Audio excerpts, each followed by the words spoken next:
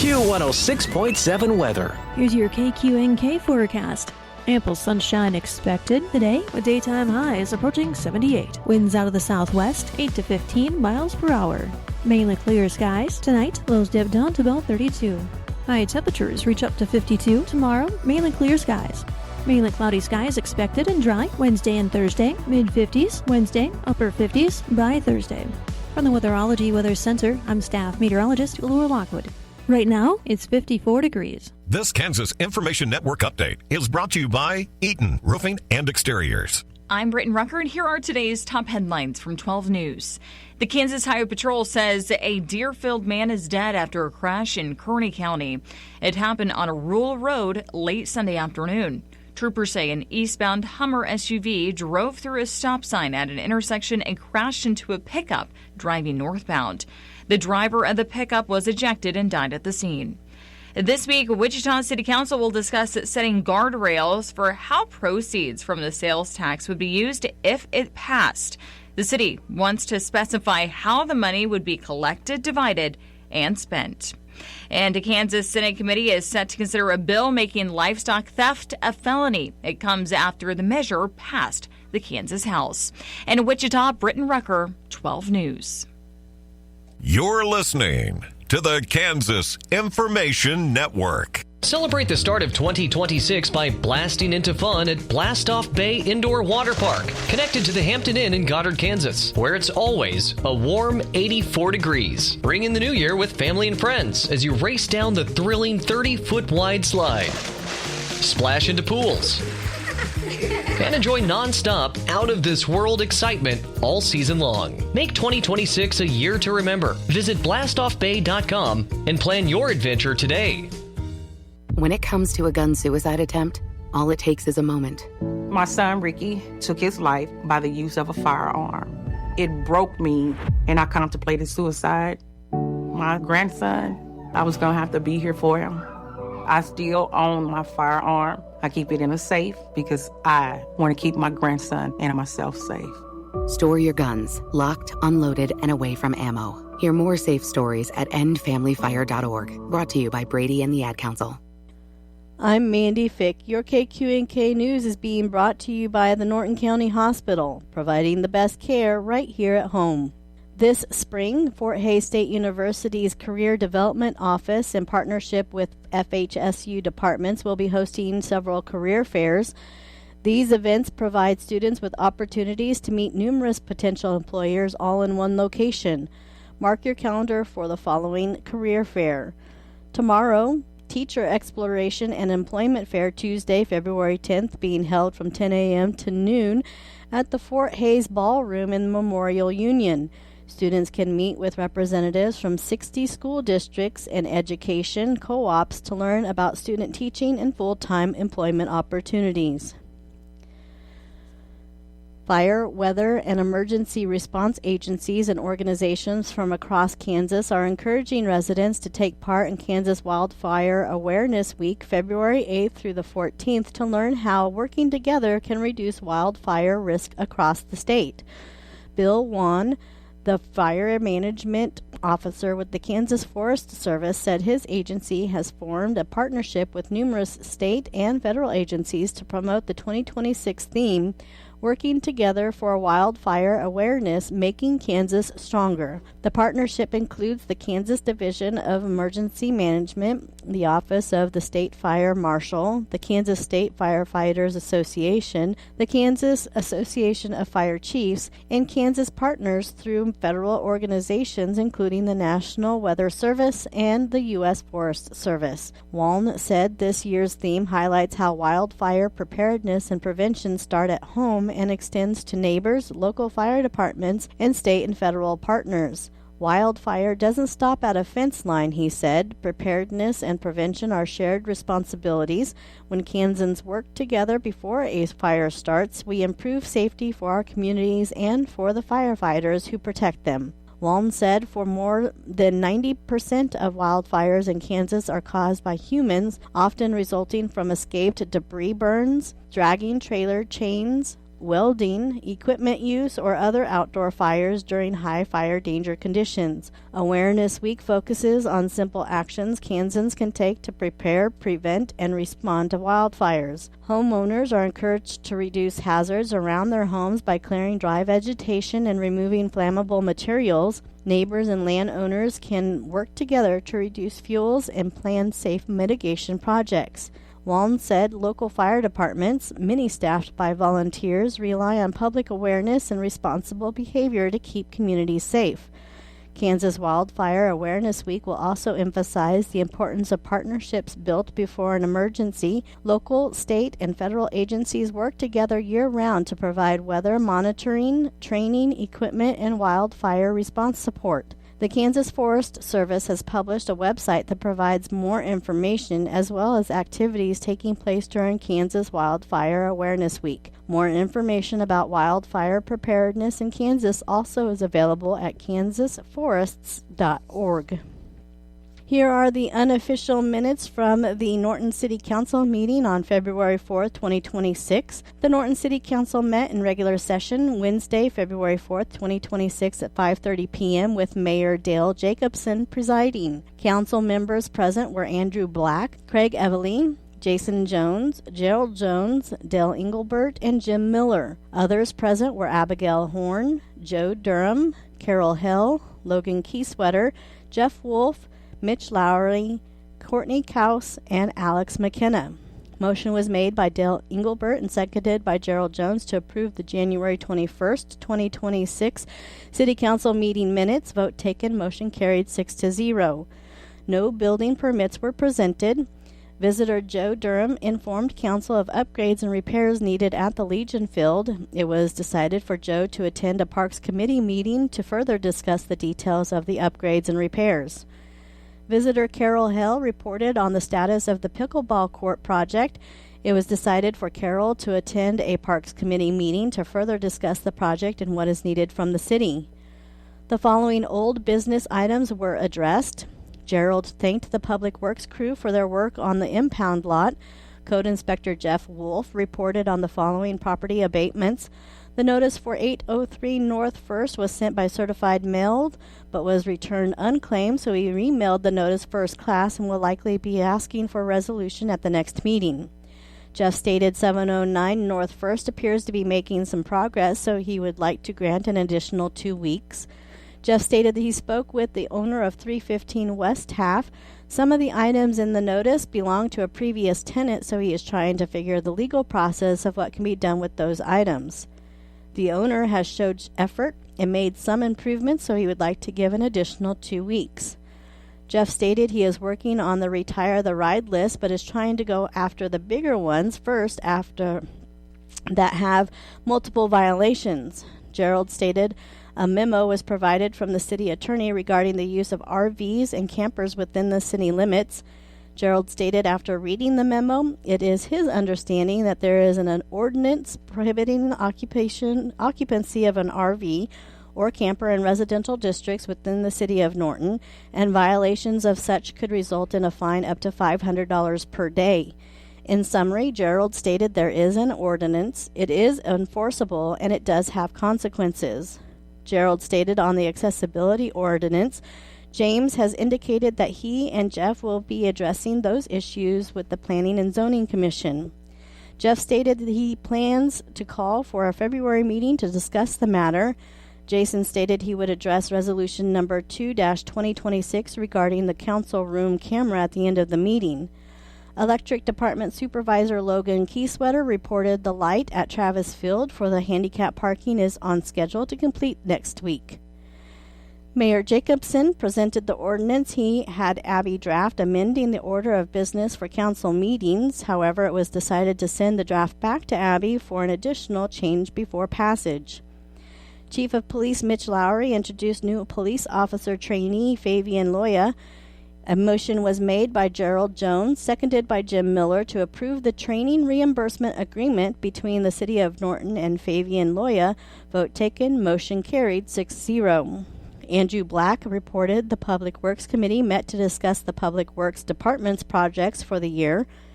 Jason Jones inquired, and discussion was held on the process and timeline for emailing out the council packet. Jim Miller reported Public Works will be installing the new water meters soon, and the electric department has been installing another round of new electric meters. Jim stated with the rise in inflation, the spending limits for the city administrator and department heads probably needs to be looked at and raised. Dale Engelbert reported from the Sales Tax Ad Hoc Committee meeting. Dale scheduled another Sales Tax Ad Hoc meeting for 4 p.m. on February 12, 2026. Craig Everly scheduled a Parks Committee meeting for 4 p.m. on February 19, 2026. A motion was made by Andrew Black, seconded by Gerald Jones, to approve the Norton American Legion's application for park/grandstand use on July 24, 2026. Vote taken. Motion carried 6-0. A motion was made by Andrew Black, seconded by Dell Engelbert, to offer the water/sewer plant trainee candidate a starting wage of $22.57, which is range 7, step E on the pay scale. Vote taken. Motion carried 6-0. A motion was made by Gerald Jones, seconded by Jim Miller, for the mayor, council, and city attorney to enter executive session to discuss matters which is privileged in the attorney-client relationship for a period of 15 minutes, concluding at 6:45 p.m. Vote taken. Motion carried 6-0. Council resumed regular session at 6:45 p.m. A motion was made by Gerald Jones, seconded by Andrew Black, for the mayor, council, and city attorney to enter executive session to discuss matters which is privileged in the attorney-client relationship for a period of 10 minutes, concluding at 6:55 p.m. Vote taken. Motion carried 6-0. Council resumed regular session at 6:55 p.m. A motion was made by Gerald Jones, seconded by Craig Everly, that in accordance with City Code 1311.A.2 and 1311.A.3, that the city attorney provide the mayor and council with a written opinion as to the legalities, vulnerabilities, and liabilities that the city of Norton, its mayor, its council members, and its employees may face in potential legal proceedings when their personal email addresses and personal devices have been utilized to conduct city business, and the degree to which these vulnerabilities and liabilities are enhanced or reduced when utilizing email addresses and electronic devices provided by the city of Norton to conduct such business. In order that the council may move forward in the decision-making process regarding the use of city email addresses and the use of city versus personal devices, and request that this information be provided to council on or before the March 4, 2026 regularly scheduled city council meeting. Vote taken. Motion carried 6-0. Jason's scheduled a camera ad hoc meeting at 4 p.m. on February 10, 2026. Motion was made by Andrew Black and seconded by Dell Engelbert to approve appropriating ordinance number 3 as a whole. Vote taken. Motion carried 6-0. Motion was made by Andrew Black and seconded by Gerald Jones to adjourn. Vote taken. Motion carried 6-0. Council adjourned at 6:59 p.m. I'm Mandy Fick. Your KQNK News was brought to you by the Norton County Hospital. Call them today, 785-877-3351 for all your healthcare needs. Join our stellar team at Norton County Hospital. Looking for a workplace where compassion meets career growth? Look no further. If you're ready to embark on a fulfilling journey surrounded by supportive colleagues and opportunities for personal and professional development, we want you to be part of our family. Explore exciting career offerings and our comprehensive range of benefits, including capers, on the Career tab at ntcohosp.com. Kansas Agriculture Network News. Good day, everyone. I'm Greg Akagi. It's no secret that margins are tight for growers heading into the 2026 planting season, and agronomists are offering some suggestions. Mike Davis reports. Zach Webb, technical agronomist with Bayer Crop Science, emphasizes the need to reduce input costs by trimming expenses wherever possible. It all goes back to what can we make on the backside, whether they're planting corn, cotton, or beans. And right now, honestly, I looked at the markets today, and beans are a little over $10. corn's a little over $4 and cotton's around 64, 65 cents. None of that looks really good. So we've got to find ways to trim some fat, input costs wherever we can. You can't save your way to prosperity, but we've got to trim where we can. Webb says producers must look for ways to be creative, and that's an individual calculation. Maybe that's in some varieties or markets where we can reduce plant populations.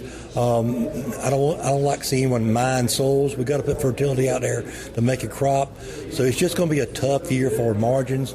I think equipment costs are really hurting us pretty bad right now where they're at.